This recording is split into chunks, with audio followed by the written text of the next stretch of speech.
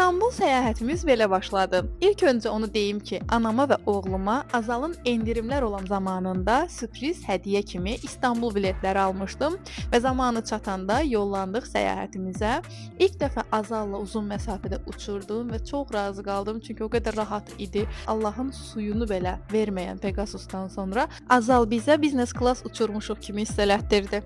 Çatdıq Türkiyəyə. Otelimizi Bookingdə rezervasiya etdirmişdim öncədən. Mən daha öncə də Türkiyədə olmuşam, amma ilk dəfə idi ki, bu oteldə qalırdım. Keçən dəfə başqa bir otel idi. Otellə bağlı əlavə paylaşım etmişəm. Düz Yeni Kapı tramvayla üzbəüz balkonlu otağa keçmişdik, özü də ucuz qiymətə. Və tramvayımız birbaşa Yeni Kapıdan Sirkeciyə yollanırdı. Məhz yolumuzu da buradan saldıq. Sirkeciyə çatar-çatmaz gördük ki, burada Ailə Festivalı adlı bir bazar qurulub. Təbii ki, bunu qaçırmadıq, gəzək, görək nələr var dedik.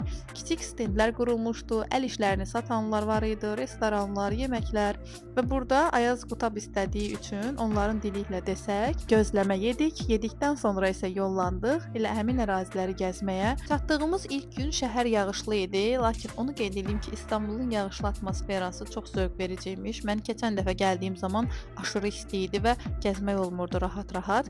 Son anda xəbərimiz oldu ki, burada hava dəyişkəndir və çox soyuq olacaq. Ona görə də baxmayaraq ki, aprel ayında getmişik, amma kurtkalarımızı da özümüzlə aparmışdıq, yaxşı ki. Səyahət öncəsində bütün gedəcəyimiz yerləri təbii ki, planlamışdım. Bu ilk gün idi və ilk gün spontan şəkildə qarşımıza hara çıxdısa gəzdik. Çünki düşünürəm ki, fərqli ölkədəsənsə və ilk dəfə fərqli bir ölkəyə gedirsənsə, orada istənilən hissə sənə maraqlı gələcək. Kreativ, turistik hissələrə getməsən belə, bir günün içərisində həm Sirkeci, həm Beyazıt, həm Qapalı Çarşı, həmçinin də Sultanahmet meydanını gəzməyə çatdırdıq. Sultanahmet məscidini gəzdikdən sonra isə elə bu ərazidə maraqlı bir restoranda axşam yeməyimizi yeyib dincəldik.